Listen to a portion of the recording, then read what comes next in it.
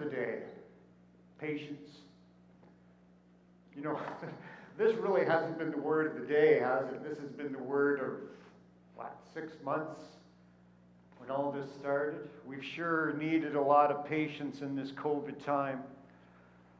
And now we're getting back to school, and we've been talking about that, and we've been praying for kids and families, and there's some concern. So a lot of us just need to step back as we make decisions around all of that and try to be patient. We all have to try to find that spirit of patience. And as we think here at church about reopening, we're excited about that on some level, but there's a lot of work, and we have to step back as we make decisions, and we just have to live in a spirit of patience. Because we know what's good for the church, but we also want to do what's good for the community. And so we really need this spirit of patience as we make decisions. Patience as a virtue is so important in our lives. Whether or not we're Christian, patience is just important.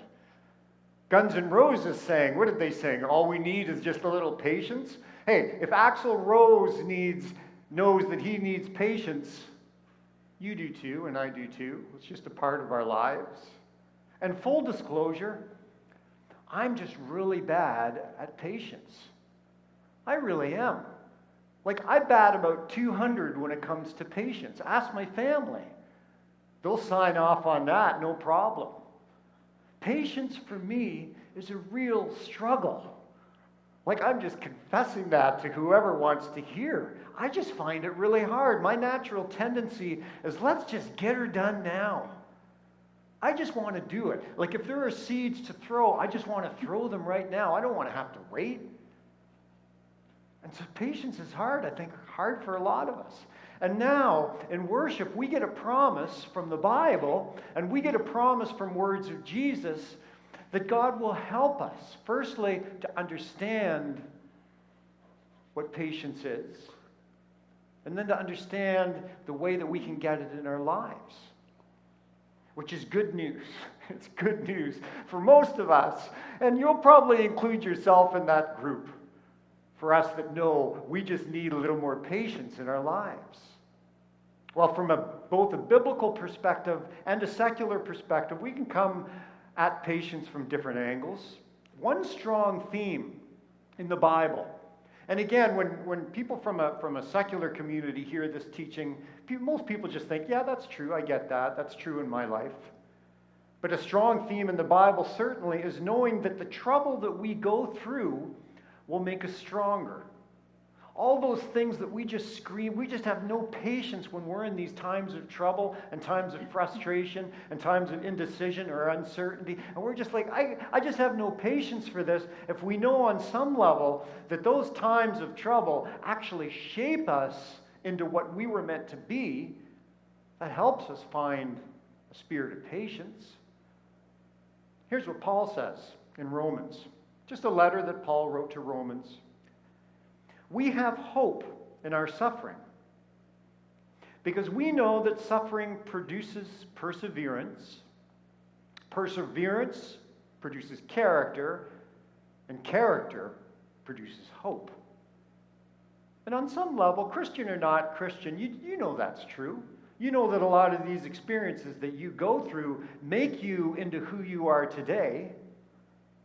And as much as we try to put that trouble aside, we know that life without it would be very different, and we'd be very different people today. Imagine what your life would be like if you had no difficult year to live through, like you had no sort of job struggle, you had no grouchy neighbor you had to live beside, or even more serious things, like a terminal illness, or isolation, or loneliness, or even death. All of those difficult things mold us and shape us into what we were created to be, and then allow us to go and help people who are living through those same difficult times. Now, I know that most of us are like, you know what? I would like to just have a year where I had no character. I just want to be shallow for a year and be comfortable and not have to go through trouble. Well, here's what Jesus said. Jesus said something you know to be true. In this world, you will have trouble. In John chapter 16. And it doesn't matter how much faith you have. It doesn't matter if you're a Jesus follower. It doesn't matter how good of a person you are. You'll have troubles in your life because that's just the nature of life for all of us. But that trouble will make you stronger, Jesus talks about, and that trouble will mold you into what God created you to be. But here's what Jesus goes on to say, and this is what makes faith in Christ unique. Jesus goes on to say the trouble will not last because I've overcome all trouble. In other words, the war has already been won. You have battles to fight in your life, but at some point you're going to see that God has overcome all of that. I love the illustration of D-Day when in the Second World War, when the Allies were coming into Normandy. The war they knew had already been won, and that gave them confidence on D-Day, but they had lots of battles left to fight. And Jesus here says, I've overcome all trouble. And if we can find a place in the deepest part of our hearts to believe that, it helps us to live in a spirit of patience. And then he goes on to say this, and this is what makes our Christian faith somewhat unique. And while trouble is with you, like today, Jesus, while trouble is with you, I also will be with you to help you through the trouble. And so have patience with it. It leads to a good thing. It leads to character, and it leads to hope. It's not all in vain, and while you're walking through that, I'll be with you. I'd like to give you an image. To me, this is an image of the importance of patience. And this is something that happened here at this church last summer. Our steeple got hit by lightning. Now, our steeple, it's kind of cool if you've never been to Collingwood, if you've never seen our church, but our steeple is the highest point in Collingwood. So a day last summer, our beautiful steeple got hit by lightning. It's what our insurance company called an act of God. Now, why are natural events that destroy things referred to as acts of God? Anyway, either way, the lightning kind of messed our building up. It affected our sound system, it affected our electrical system and our lighting system, not to mention knocking a big hole into the steeple and just sending slate shingles for a block all around the church. So we got this crane thing, a tall crane thing that went right up to the top of the steeple, and it had a basket on the top of it, and a man stood in the basket. And so that was part of the fixing. But for a few days, there was another guy up on the roof. Must have been about 100 feet up. And he was going to be working with this guy in the basket on the top of the crane. 100 feet up, I'm looking at this guy, and I was just freaked out because I cannot get past the third rung on a ladder. And so I'm looking up, and I'm just like, I don't know. And so he's got this harness on. And what he was he had a rope that was fastened to a thing on the top of the roof, but he was adjusting the harness that he had on through a pulley. And he'd work the rope through the pulley, and then he'd throw it out the back, and then he'd adjust it, and he'd try the tension, it wasn't quite right. And then he'd do it again, he'd try to pull it through the pulley, throw it out the back, adjust the tension, wasn't quite right. It took him like 10 minutes to finally get the tension adjusted properly. But here's what struck me. The guy that was in the basket on the top of that crane cherry picker thing, he didn't seem impatient at all. It wasn't like he was standing in that basket while the other guy was doing all that adjusting, looking at his watch and rolling his eyes. He just stood there and waited patiently for this other man to get the tension adjusted to the proper level on his harness. Now, I'll ask you a question. Why were they taking so long, and how did they find the patience to do that? Well, the answer is obvious. If it wasn't hooked up right, there could be dire consequences. That's why they took the time. That's why they knew that on that roof they needed a spirit of patience, because a wrong decision could lead to disastrous consequences. And that image has always stayed with me. As I stood on the parking lot and I looked up and I knew that that man had to get it right. He had to get it right. And the only way he could get it right is to be patient. In our lives, there could be some really frightening consequences if we live without a spirit of patience. If we just rush into things, if we don't think things through properly, we're going to take a fall. Another question for you. Have you ever done something in haste and then later regretted it? Yeah, like all of us. Isn't that just part of being human? I had a friend once who bought a Pacer. He bought an AMC Pacer. Worst car ever made. Arguably the ugliest car ever produced, a lemon to top all lemons. He went out without thinking or without patiently doing a little research into the history of said vehicle. He went out and he bought an AMC Pacer. And he regretted it for years because it was brand new and he didn't know what to do with it. Nobody would buy it off him. Well, that's just an ugly car. What about an ugly word that you've said to someone in haste? And you know that when a word leaves your mouth, there's nothing you can do to take it back. And how many times has that happened in our life, your life and in my life?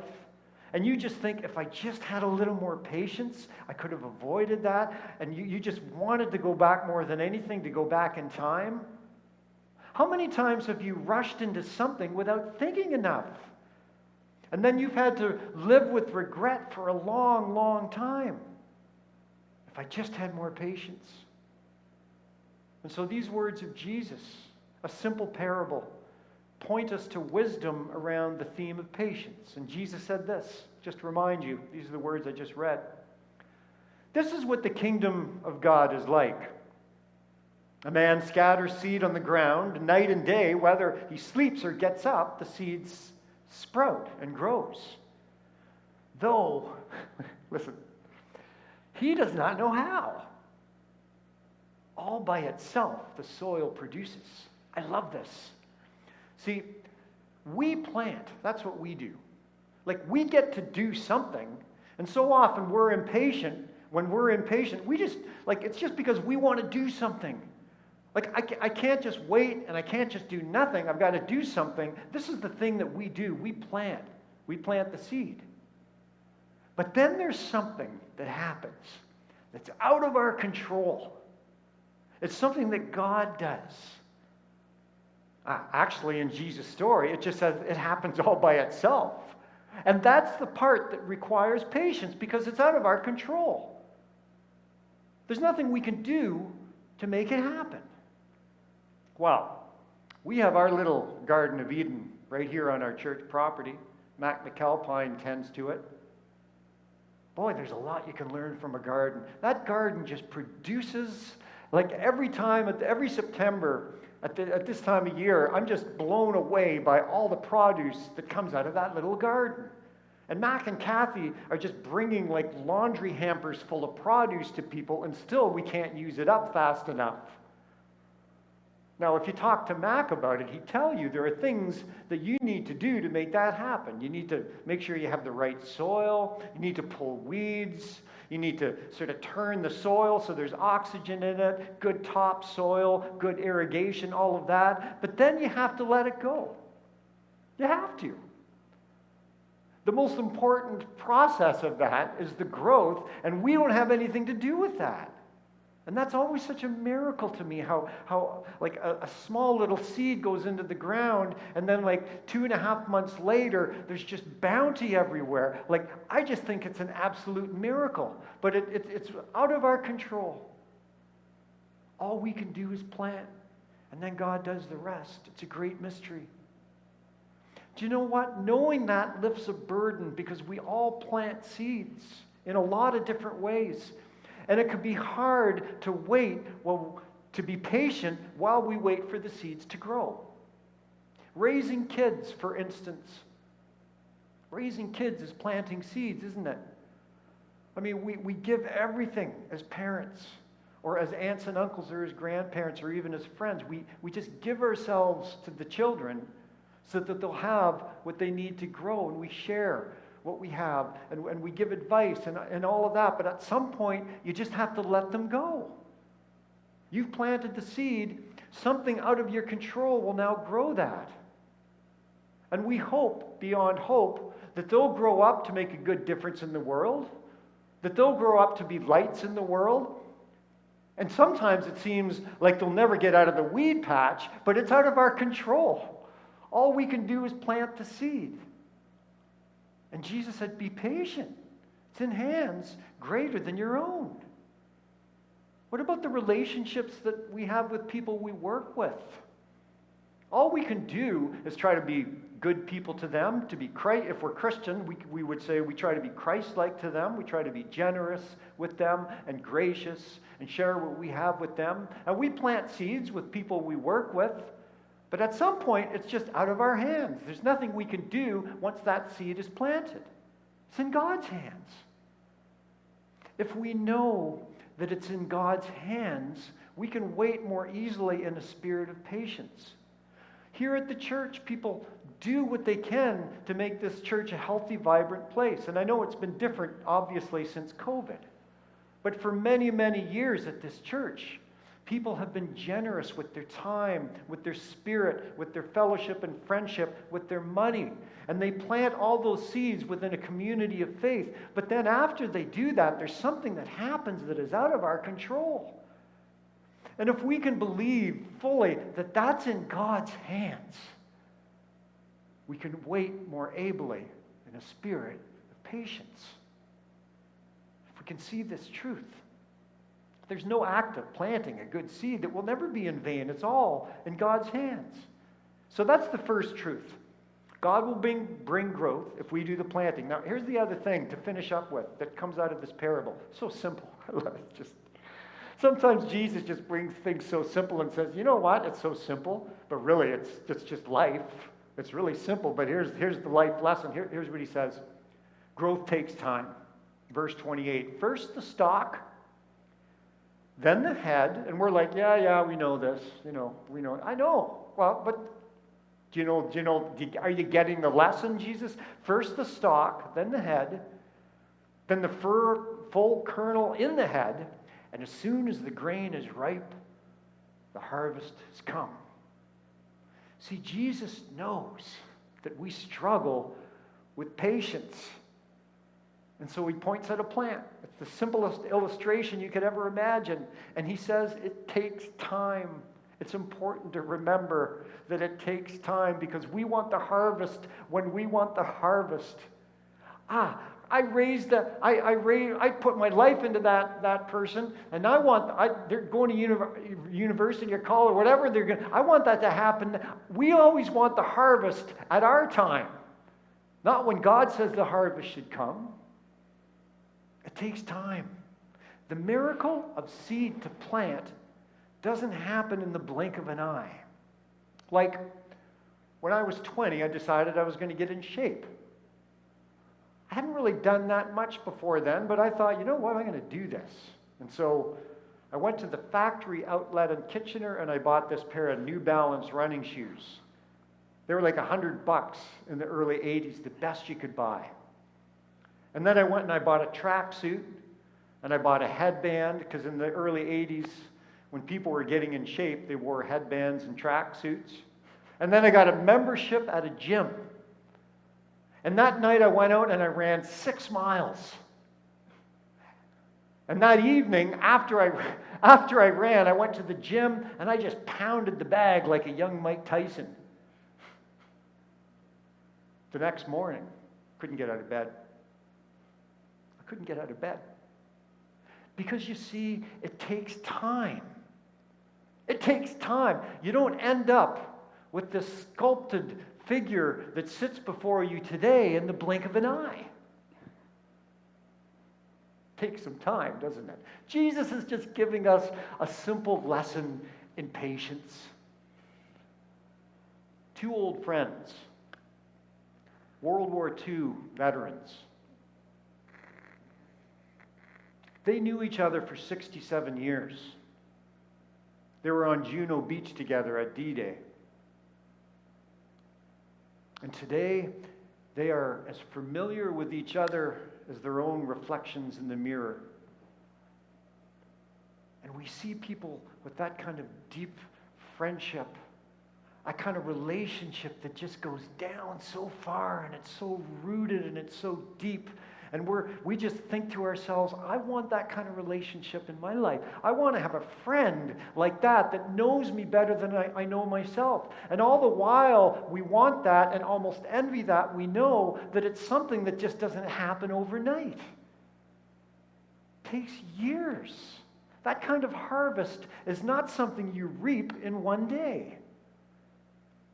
I mean, we talk about miracles, and sometimes we misunderstand miracle. In fact, our definition for miracle often is she was sick this hour, the next hour she was better, or he was dead and now he's alive. It's like things that happen quickly in the blink of an eye. She's healed. It's a miracle. Well, some of us here today are in a difficult time. Many of us. And maybe beyond COVID, it's a broken relationship, or depression, or loneliness. Gosh, we all worry about the future, don't we? Even though Jesus said, why do you worry? God knows the weights that you carry and that I carry. And it's as though we're stuck in this stage of growth that is the stalk. It's like we're just stuck there, still waiting for the head to start growing, much less the kernel, much less the harvest. You're in that period of trouble, uncertainty, and you're waiting for a miracle. And Jesus' message is this: trust God and listen to God's voice in your life.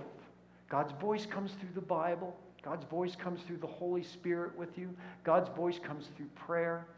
And God's voice comes to you through the fellowship of the people of faith around you. And Jesus says, trust that, and then believe that there is a process of growth that is happening in you. And that in God's time, God will see it to a full harvest. Trust that promise. You don't know how, but the seed in you will sprout and will grow. Now, some of us today are in a place of satisfaction and joy, and your life is just all good. And you're just so thankful. And so the first thing that Jesus would say to you, give your thanks to God. That's the first thing. Uplift that spirit of thanksgiving to God. But then the other way of being thankful is to help people around you who are still uncertain and worried. That's the response to being thankful. Help the people in your life that are around you. Give them the things that they need, your time, your friendship, your caring and your sharing, and all of that will remind them that with God's help and with your help, God's goodness will grow in your life. Look, as people of faith, we believe this. This is what Jesus taught. There will be a harvest. We take hope in that, and we're thankful for it.